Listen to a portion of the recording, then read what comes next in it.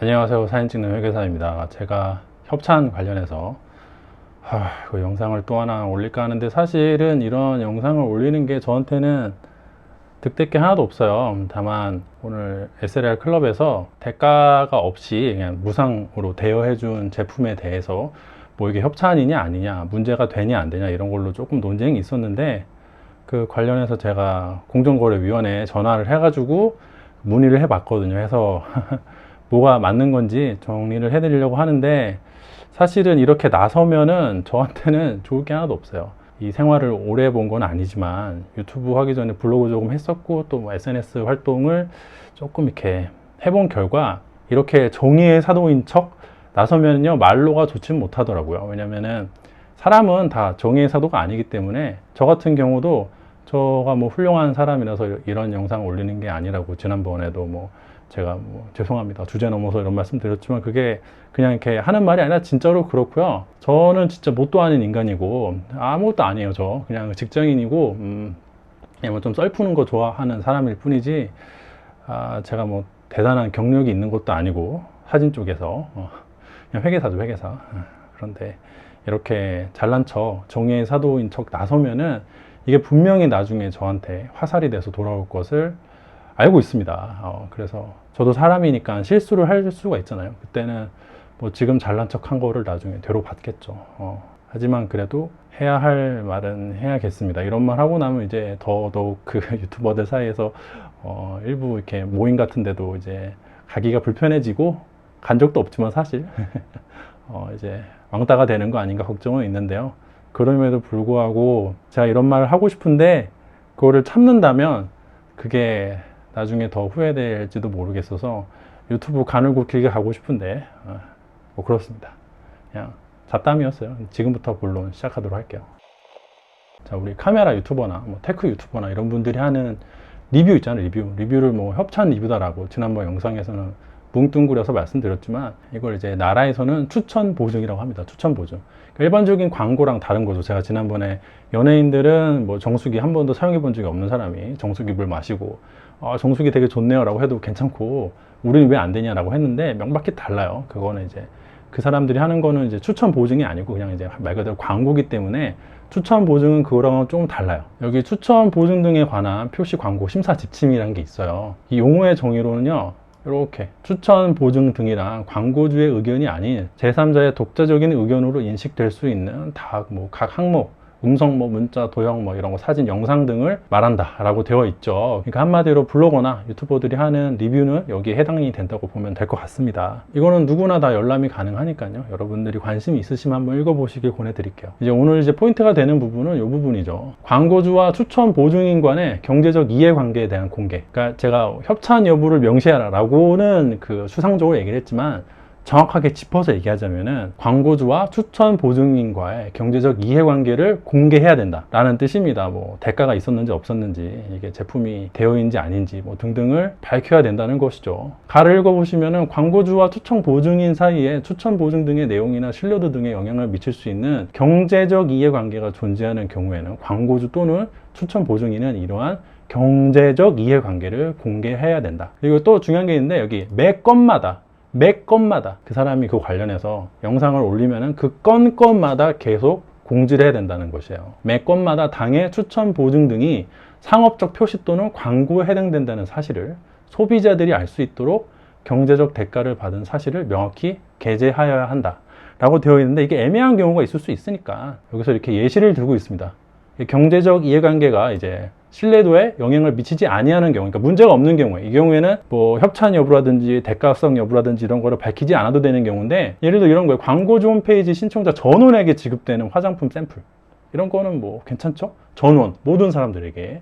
대규모 행사 등에 참가해서 마라톤 같은 거 참가자 전원에게 지급된 기념품을 받은 후 이거 뭐 참가 후기 올린 거, 이런 것도 아니고요. 하지만 카메라 리뷰 같은 경우 이런 게 아니잖아요. 카메라를 어디 뭐 행사에 참가하는 전원에게 모두 다 준다, 이런 거는 대중에게 널리 나눠주는 게 아니기 때문에 그러기엔 너무 비싸잖아요. 화장품 뭐 하나에 샘플 뭐 한 10,000원 정도 하는 거는 그럴 수가 있는데, 카메라는 하나에 수백만 원씩 하는데 그걸 어떻게 나눠주겠어요. 그리고 이번 같은 경우에는 특히나 출시 전에 소수의 인원에게 나눠준 거기 때문에 경제적 이해관계가 없다고 말하기는 힘들 것 같습니다. 그래가지고 밑에 여기 보시면은 이제 점점 본론에 가까워져요. 경제적 이해관계를 명확하게 표시한 사례를 뭐 이렇게 주고 있어요. 근데 이 중에서 가장 비슷한 게 D 회사가, 그러니까 예시 2번 D 회사가 대학생 C에게 회사가 새로 개발한 게임 프로그램을 무료로 보내주고, 그러니까 게임 프로그램을 무료로 준 거죠. C가 운영하는 게임 동호회 카페 홍보성 이용 후기를 게재할 것을 요청한 경우에는, 저는 위 프로그램을 홍보하면서 D사로부터 무료 프로그램을 제공받았다, 뭐 이런 식으로 표기를 해야 된다고 하는 것이에요. 그 얼마 전에 루미넬4 같은 경우에도 업체로부터 루미넬4를 받았다라고 정확하게 게시하지 않은 경우가 간혹 보이는 것 같은데, 유튜브 영상에는 거의 없는 것 같았어요. 일단은 뭐 할인 코드 얘기는 차치하고서 그건 좀 애매한 경우니까 그것까지 문의하지 않았거든요. 그런데 그 프로그램 자체를 받았다 이런 얘기는 하긴 해야 됩니다. 저도 했고요. 대부분 했어요. 근데 이제 일부 뭐 좀 그런 경우가 있어가지고 일단 차치하고, 근데 지금 이거는 제품을 대여받아서 무상으로 사용하고 리뷰 올리는 거랑은 얘기가 다르잖아요.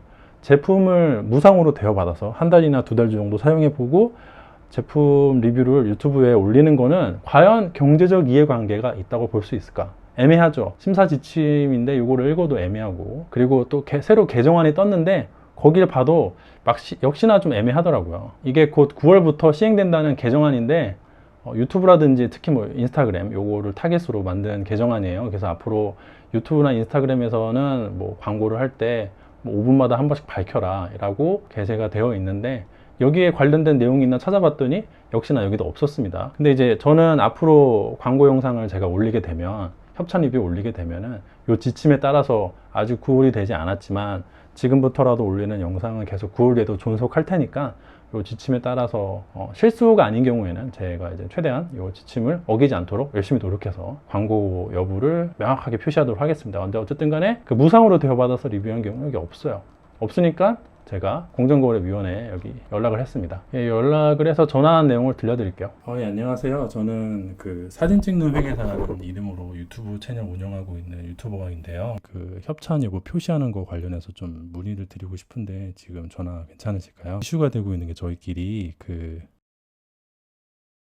심사 지침 같은 걸 읽어봤는데 여기에서는 본 사안이랑 딱 일치되는 건 없긴 하더라고요. 그 이해관계를 제대로 표시하지 않은 예시에서는 뭐 게임 같은 프로그램을 제공받아서 리뷰 올렸는데 밝히지 않은 경우 이런 건 있는데, 이렇게 무상으로 대여받아서 그 다음에 사용하고 거기에 대해서 뭐그 이해관계 밝히지 않은 거는 괜찮은 건지.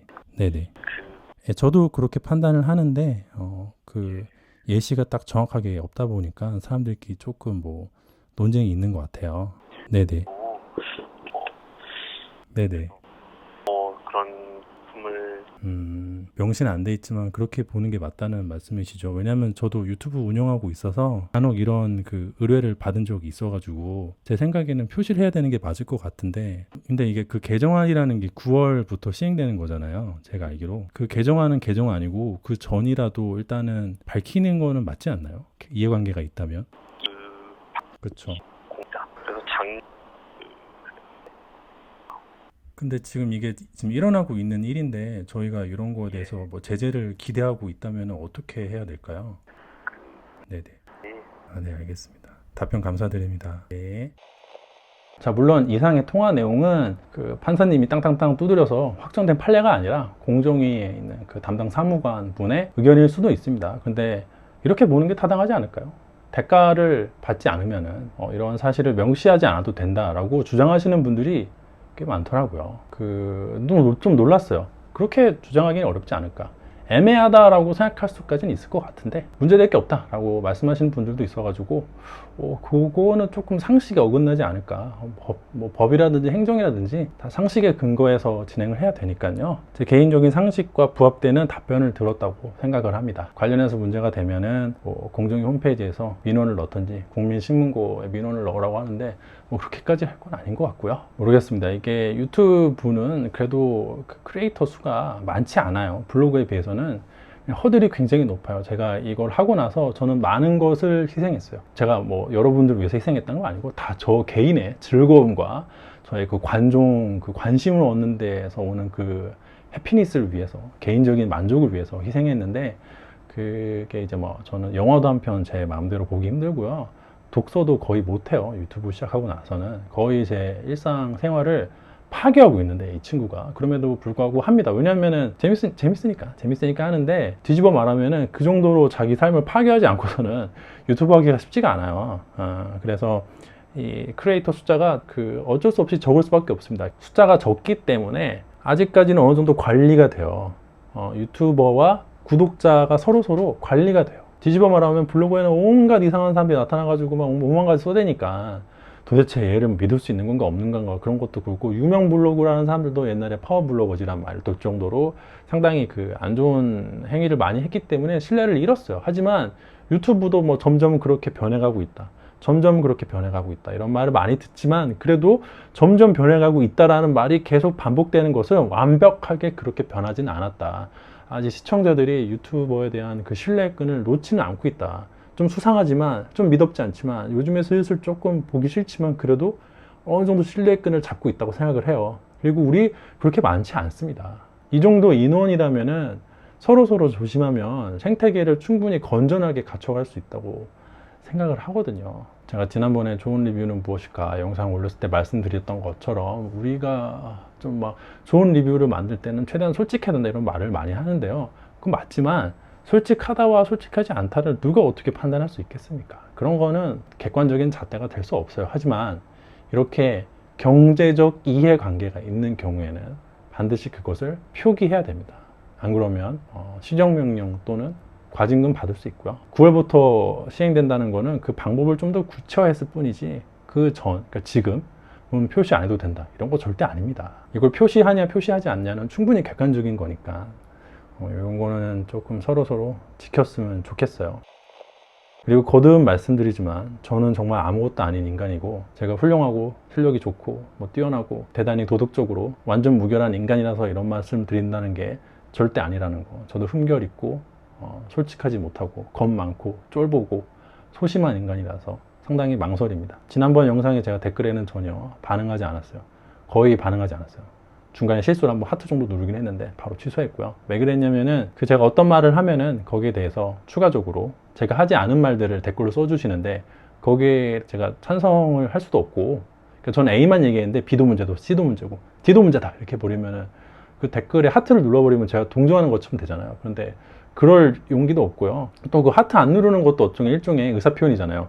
이건 하트 누르고 이건 안 눌러주면 그럼 내 의견에는 찬성 안 해? 뭐 이렇게 되는 걸 수도 있고, 또 하트로 누른다는 것 자체가 어떻게 보면 조금 뭐 도발이 될 수도 있어서 일절 대응을 안 했는데, 지난번 영상에 또 이렇게 댓글 남겨주신 분들 정말 감사드리고, 그 중에는 일부 제 의견과 다른 부분도 많다는 거는 분명히 말씀을 드릴게요. 영상 녹화를 하긴 했는데 이걸 올려야 될지는 잘 모르겠네요. 어쨌든 시청해 주신 분들께 정말 감사드립니다.